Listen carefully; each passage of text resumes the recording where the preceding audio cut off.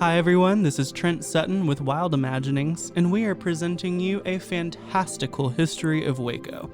Fabulous tales of dubious veracity, written by Ashley Bean Thornton.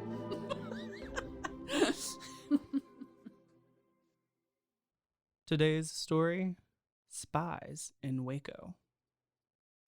In the mid-19th century, Waco was proud to be known as Athens on the Brazos because it was home to so many institutions of higher education.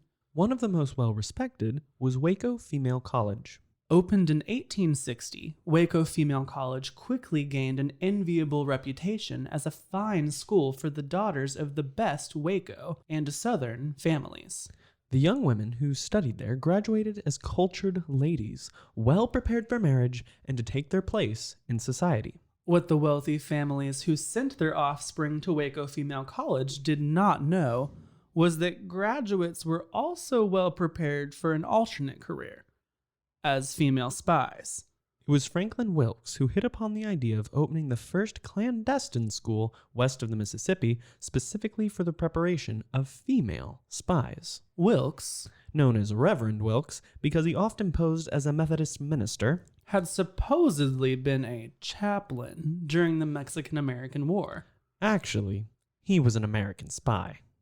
Throughout his experience in covert operations, he observed that the best spies were people who knew how to ingratiate themselves to overly confident men, were smarter than they let on, and knew how to take advantage of being underestimated. So who better to take on this work than young women from Southern society, who had been raised to cultivate these very traits since birth? You know, I think it's time I founded a school. Like a seminary, to prepare others for the ministry? Darling, you don't have to talk like that, we're alone. Right, sorry, just a habit. So what then? You don't want to teach? No, I do not. We need to find someone else to take care of that bit. So a school for what? Spies? Well, you can't just out and call it a spy school. Well, of course not. So why not a school for the ministry? People never suspect ministers. That is true. I mean, it worked for us. Just a Methodist minister and his loyal wife here to love and serve. Yes, dear, I know. It worked for us wonderfully. Why do I feel like you already have a different kind of idea, though? You know me too well. Out with it, Franklin. All right, hear me out. I always do. I don't think that I am the reason I was so successful during the war. What is that supposed to mean? I think it was you, darling. What? I'm serious. If I'd been a single man posing as the Reverend, I think it would have been another story entirely. But with you by my side... No one suspected someone so sweet and proper. When all the while you could have laced their dinner with arsenic as quickly as you could smile at them. You always say the nicest things. You were my secret weapon, Anne. It was a team effort. What would you say are the most important traits in a spy? What? I'm serious. What do you think? I think I'd have to say the ability to be underestimated. Exactly. And I'd add to that the ability to get close to those in power. Fair enough. I'd agree with that. Now, who does that sound like, Anne? You mean besides us? Southern women. Anne, it's Southern women. Franklin, you're... Brilliant. Brilliant. That's perfect. Yes, an entire school devoted to churning out respectable Southern ladies. All the while, we're actually training them for covert operations. I could kiss you. So what do you say? I say you're absolutely right. It's time you founded a school.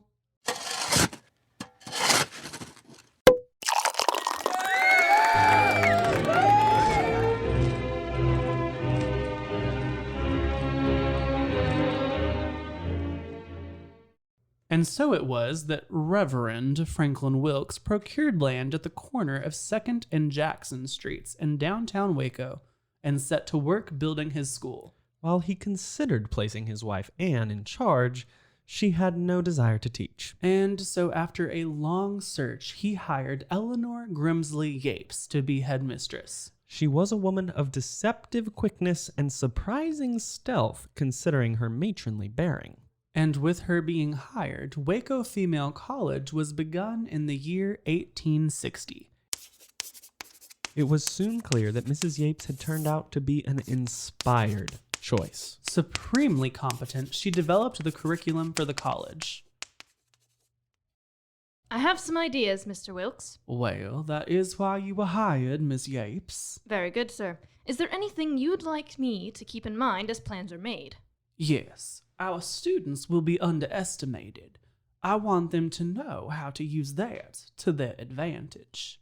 If our students are coming from wealthy Southern families, chances are they already know how to do that.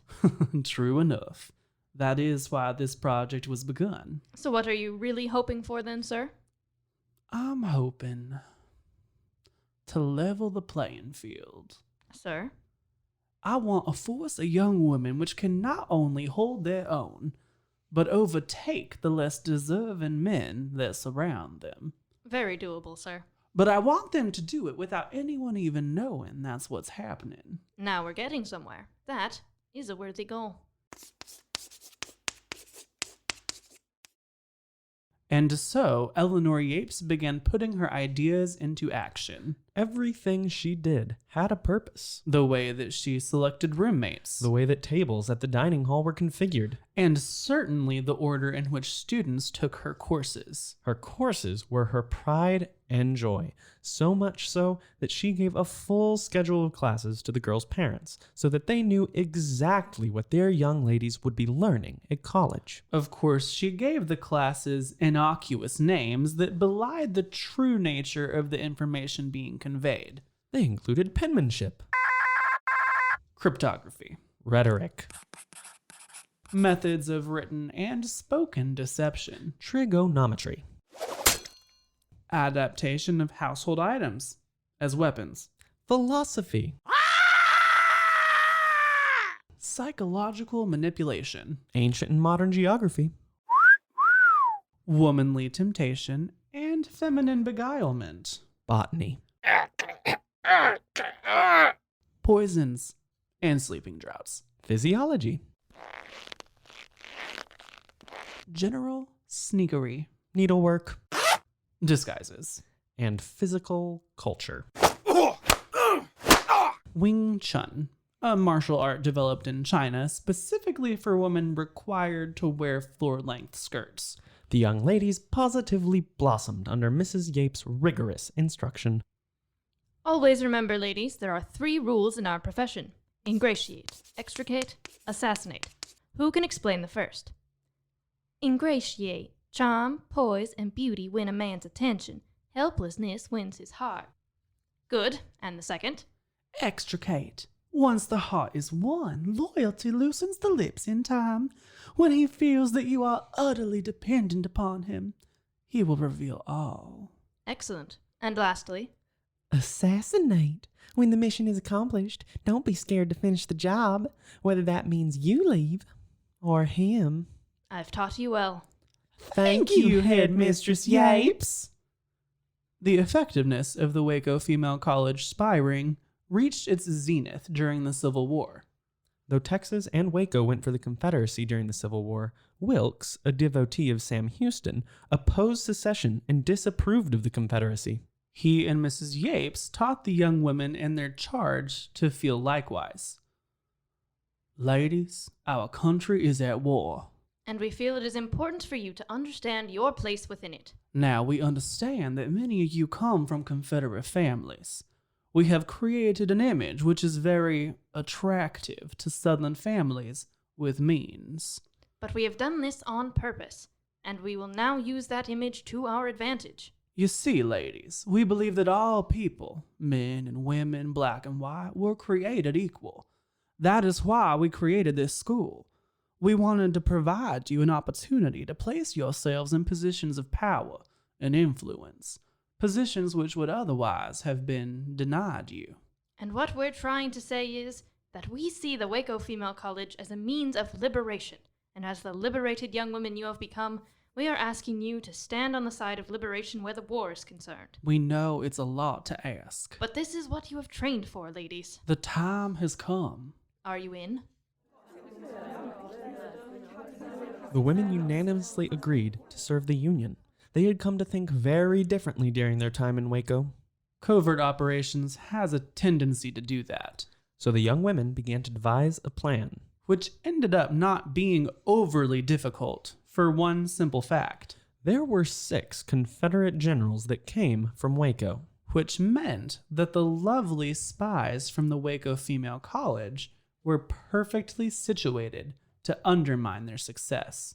One spy unit stayed in Waco to collect military secrets from these generals by means of delicious baked goods.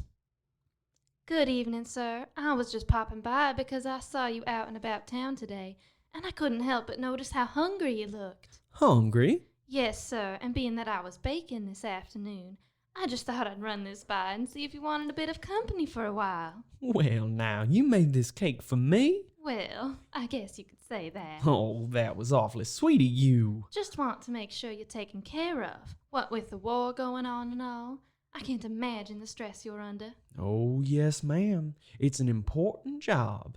High pressure. I'm sure you do it splendidly, though. Makes me feel safe to know that men like you are leading the fight.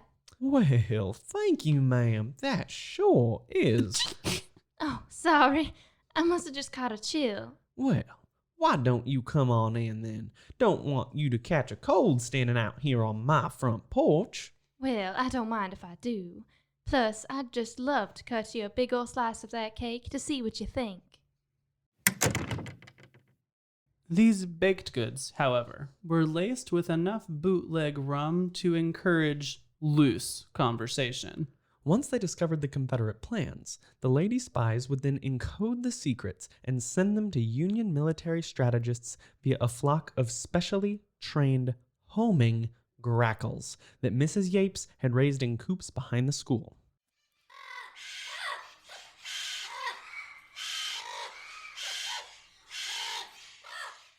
Another unit of Waco Female College students deployed throughout the South, taking their role as undercover agents a bit more literally. They enticed numerous lonely Confederate soldiers and officers to join them for a private conversation. This excursion inevitably ended in a fierce Wing Chun chop to the ribs. Hi-ya! Oh, what the? Sorry about that, but I can't have you remembering me. Well, what do you mean? Well, I guess I mean that you've been had. What did I have? Really? Why are all men this stupid? You've been had. You've been fooled, tricked, deceived, bamboozled. But why would you? Don't worry, though. It's all right, honey. You won't remember. After the Wing Chun chop, And the mandatory bit of gloating. the young women would provide the soldier with a dose of Mrs. Yates' secret recipe sleeping draught. The soldier would then wake up a few hours later without weapons or uniforms. And certainly no memory of what had happened. All they had to show for the encounter was a screaming headache and some sore ribs. Thus, the women of Waco Female College played a crucial Though understandably unpublicized. role in winning the war for the Union. After the war, Reverend Wilkes and Miss Yapes were briefly concerned that their girls would have difficulty exchanging the excitement of undercover work for the more homely pursuits of marriage and Waco society. They needn't have worried. Nearly all of the Waco Female College graduates made advantageous marriages to some of the wealthiest Although it must also be said, most arrogant. men in Waco. Curiously, a high percentage of these well-heeled husbands passed away unexpectedly from mysterious illnesses and unfortunate accidents within only weeks of their extravagant nuptials. They left their grieving young widows the burdensome responsibility of spending all the great wealth they had left behind. To be widowed at such a young age is not what I had planned. But I shall carry on my husband's name, managing his estate as I know he would have wanted. Thank you you all for your support during this most trying of times. I didn't think my spirit could take it, but I know he would have wanted me to be strong. I live each day for him. All that money. The town eating out of their dainty hands. Yes, truly a tragedy.